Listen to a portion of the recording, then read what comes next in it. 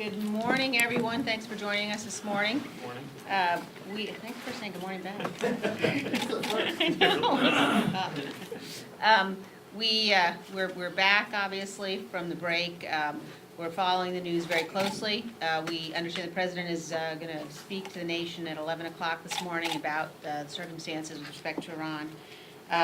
We are absolutely unified as a conference, unified behind the President, unified with respect to the importance, the significance, and the righteousness of the act the President took to eliminate Qasem Soleimani from the battlefield. And I think it's very important that following a course of time during the Obama administration when policy toward the Iranians was nothing short of appeasement, President Trump has turned that around. President Trump has made clear that the United States will not tolerate the kind of Iranian malign activity that we've seen in the past, and certainly will not tolerate the kinds of attacks that Qasem Soleimani was instrumental in for so many years that resulted in the death of American service members. We also think it's very important for people to recognize at this moment the impetus on the part of some of our Democratic colleagues to blame the United States of America is unacceptable. We reject that. As Americans, we ought to be united. And in particular, the Speaker's assertion that somehow the activity that's going on in Iran is a result of action that the administration took requires a willingness to completely disregard the history of the last 40 years and the attacks that have been launched against the United States and our interests ever since the Iranian Revolution. So we look forward to the United States being unified behind the President. We look forward to the President's remarks, and we will continue certainly here as Republicans in the House to be unified as a body as well. We are joined this morning by two of our members who have direct personal experience, and I'd like to turn things over first to Dr. Brad Wenstrup to talk about the impact of Iranian activities throughout the region. Thank you. Let's make no mistake about this, what occurred in the last few days. This was a defensive strike against a terrorist that worked against Americans, that has American blood on his hands. When I served in Iraq, I had the unfortunate experience to zip body bags of Americans that have been killed, many at the hands of someone like Soleimani. We amputated limbs, we saw traumatic brain injury. I think General Milley said it very well when he said that we would be culpably negligent if we did not act when we had the opportunity. You know, today we have some that seemingly are more aligned with Iranian General Soleimani than with American General Milley. And that's a shame. But you know, this administration, this President, this Secretary of State, this Secretary of Defense, this Chairman of the Joint Chiefs of Staff have said there'll be no more Benghazis, there'll be no more hostage-taking of our diplomats in our embassies, and there'll be no more taking of American lives. And if there is, we will react. Just recently, we had one of our UAVs taken down by Iranians. We have had the attack in Kirkuk where an American was killed, and we've had the attack on our embassy. Today, thrown on the ash heap of history, is General Soleimani a terrorist, along with al-Baghdadi, along with Osama bin Laden.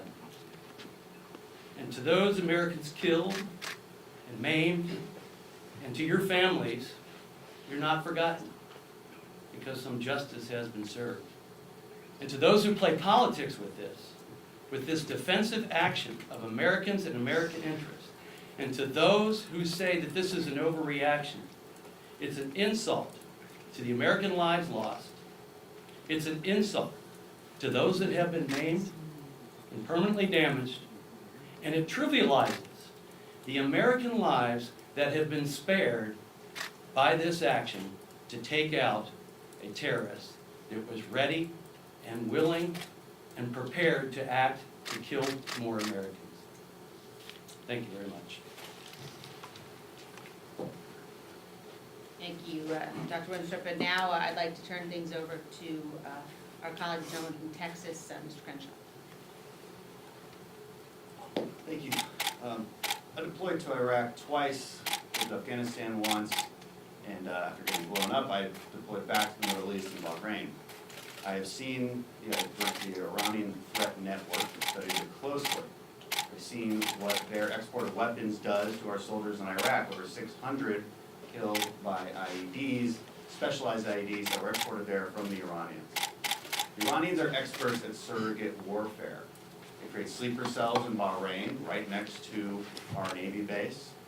They stoked civil war in Yemen, in Iraq, and in Syria. They're experts at creating chaos. Now, the Democrats' arguments rely on two false premises. One is that history began with Donald Trump's strike against Soleimani. That is, of course, not true. History began long before that. The Iranians have been escalating against the United States for a very long time. It started in 1979. Well, recently, they embarrassed our U.S. Navy sailors after they boarded a U.S. Navy vessel. They've shot down U.S. drones. They've put limpet mines on oil tankers. They've attacked Saudi oil facilities. They've put rocket attacks towards our bases. And they orchestrated an attack against the U.S. Embassy. History began long before Donald Trump finally took action and stopped letting the Iranians punch us in the face. The second false premise is that there is this false choice between doing nothing and all-out war. The president is not taking us to all-out war. There is a lot in between, and we have to be more honest about that fact. We have to set a red line and say that as the United States of America, we will not be punished indefinitely. We have to take action. We had to respond, and the president did just that. And it's time to be unified behind our president instead of casting partisan stones. Thank you. I want to thank Dan Crenshaw and Brad Wenster for their service to our country, things they did to help defend our freedoms, and to all of the men and women who are defending our freedoms today, and especially for those who died or were severely injured because of brutal terrorists like Soleimani. I want to thank them for their service. And I want to commend President Trump for standing up to those terrorists like Soleimani and saying no longer is America going to stand by and let brutal terrorists kill Americans. Not only killing Americans in the past, but plotting to kill more Americans. Everybody knows his history. It was under the Obama administration where they deemed him a terrorist. This isn't anything new. The fact that he was finally taken out is something that you've seen bipartisan support for, not just Republicans. Go look at the comments of President Obama's Homeland Security Secretary Jay Johnson, or Susan Rice, or so many others who recognize what Soleimani represented and that this action is long overdue. And just like when we were in the majority, when President Obama took out Osama bin Laden, we supported that action. It was the right thing to do when President Obama gave that command. Just by the same token, it was the right thing to do when President Trump gave the command to take out Soleimani. We are a safer world because a brutal terrorist is gone from this planet. A terrorist who killed hundreds of Americans and was planning to kill even more. And so it shouldn't become partisan. It's very disappointing to see some in the Democrat leadership here in the House trying to criticize those actions that kept America safer, using some of the same talking points that are coming out of Tehran.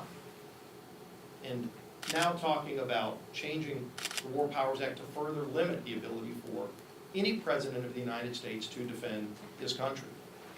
I would suggest that Speaker Pelosi go back and look at the legislation that then Senator Joe Biden filed in 1995 to ensure that a president would have the full ability to protect America, especially against terrorists, people like Soleimani.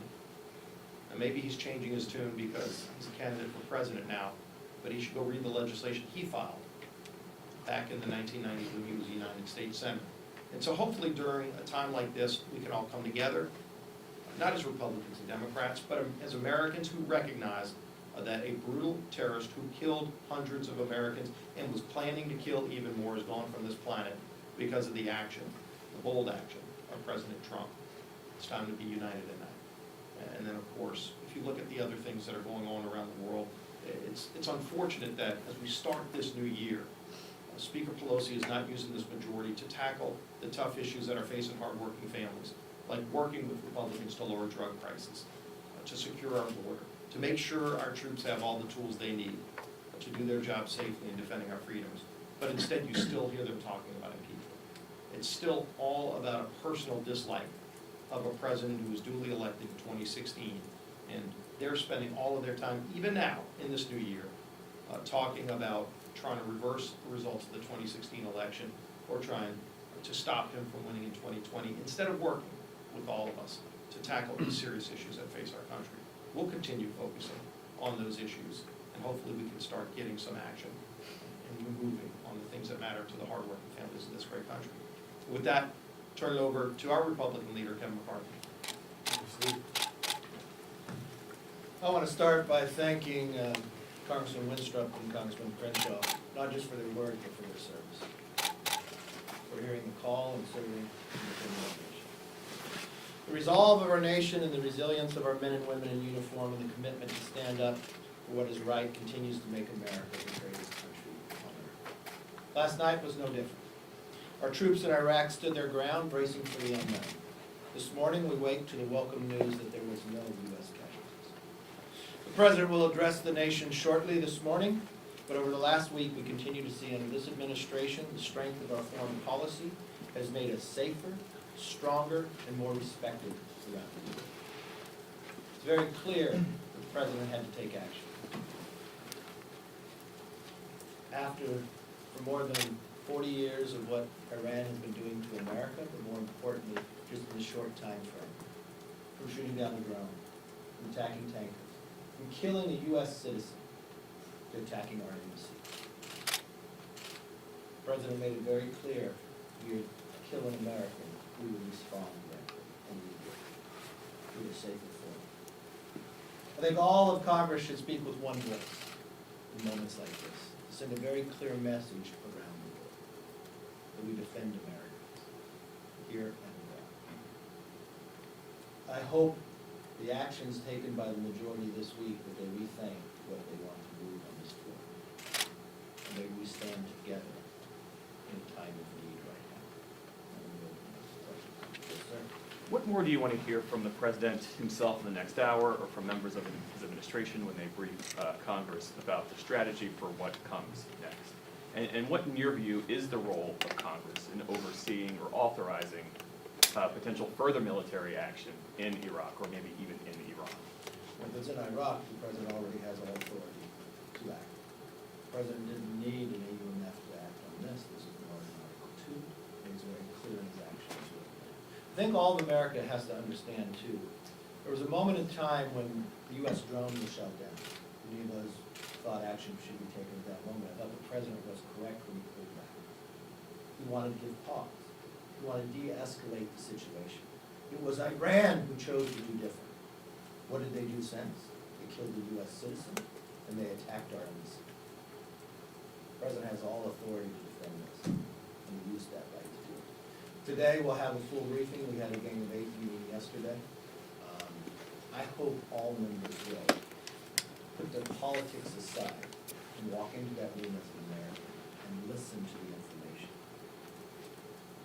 I think we should put aside impeachment and have an intel committee that works on intel instead of trying to change it to impeachment, especially what has been happening for the last 6 months. This hasn't just taken place within the last week. Iran has been trying to push us for quite some time in a more aggressive manner than they have for quite a while. Democrats will differentiate the taking out of bin Laden or even al-Awlaki to this particular situation, with Soleimani saying that Soleimani was, even though he was a terrorist, but he was also a state head over in Iran. What are your thoughts on that as far as essentially differentiating between these circumstances as far as? More than 600 servicemen were murdered by Soleimani. I don't think there's any difference of opinion. I think the Democrats are wrong if they even try to raise that issue. And I hope when they go into the briefing, for those who may be new, listen and be educated. I hope they listen to what was planned in the future. I hope they paid attention to what happened the last month. Maybe they were too focused on impeachment to see what was happening, what Iran was doing to America throughout the world. Maybe they should pay more attention to what happened when the billions of dollars from the last administration was sent to them and where the money was spent. Was some of that money spent and used in military weapons to come directly back at our men and women in uniform? I hope they ask that question first. Iran has essentially offered an off-ramp. Do you think the president should take it, or are you calling for some sort of retaliation here? I will allow the president to speak to the nation. I'll allow him to gather all the information. I think the president has handled this directly all the way through. I trust his judgment. I know he's making mistakes about the actions he's taking. Also, one more question. Do you think Pompeo should come testify publicly in front of Congress about Iran? I believe Pompeo is not, he's going to be there today, is he not? He'll be in front of Congress today to ask any questions and answer any questions any member of Congress has. But what about publicly, it publicly? publicly in the hearing? I think at this moment in time, the most important thing to do, let's deal with the situation at hand.